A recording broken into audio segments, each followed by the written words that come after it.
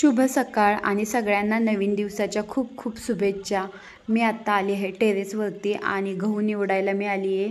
गहू आज मला उन्हातही घालायचे, त्यात थोडे किडे झालेत, म्हशी किडे, आणि प्रत्येक वेळेस दळण करताना मी गहू उन्हात वाळत घालत असते, म्हणजे छान पीठही होतं। त्याच्यामुळे मग मी हे उन्हात घालायला आली आहे। दळण हे माझं निवडून झालेले आणि आता गहू चांगले पसरून घालते, म्हणजे दिवसभर उन्हात चांगले वाळतील आणि मग संध्याकाळी मी दळून घेते। घरचीच गिरणी आहे, त्याच्यामुळं काय बाहेर जायचा विषय नाही आहे। सगळीकडे हात देऊन छान पसरून घेतलेत आता हे गहू।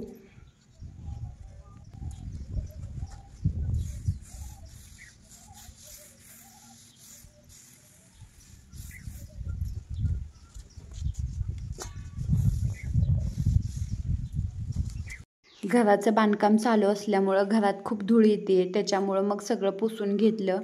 टीव्ही टेबल वगैरे सगळं पुसून घेतलं। दररोज सगळं पुसून घ्यावंच लागतंय, कारण खूप धूळ येते।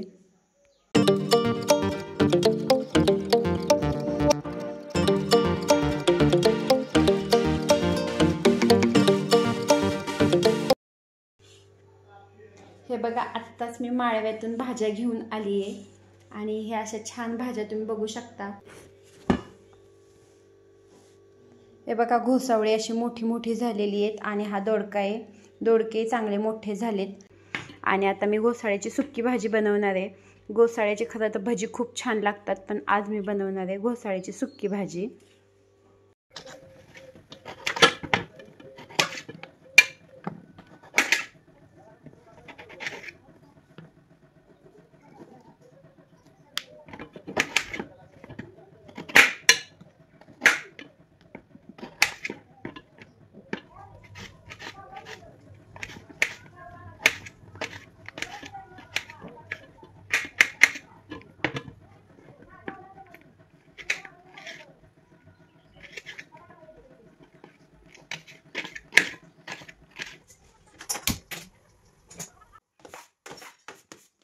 घोसाळ्याची भाजी अशी साध्या पद्धतीने छान होते।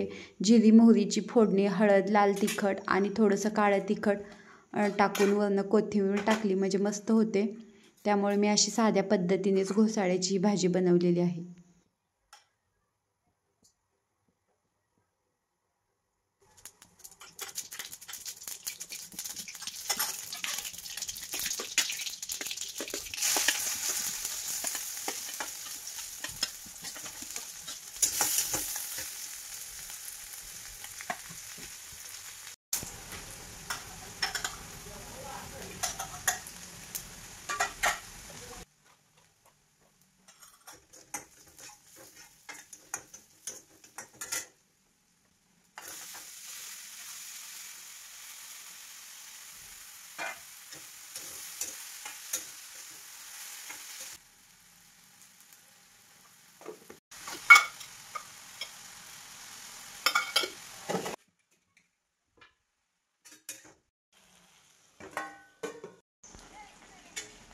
घोसाळ्यामध्ये किंचितही पाणी ओतलं नाही, पण हे बघा एवढं घोसाळ्याला पाणी सुटलंय।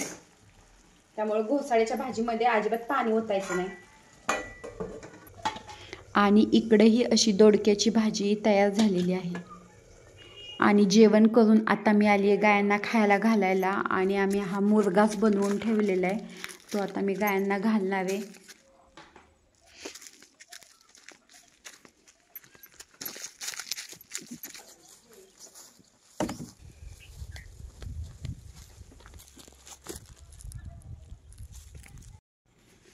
हे बघा, आमच्या गाय आता मस्त खायला लागलेल्या आहेत।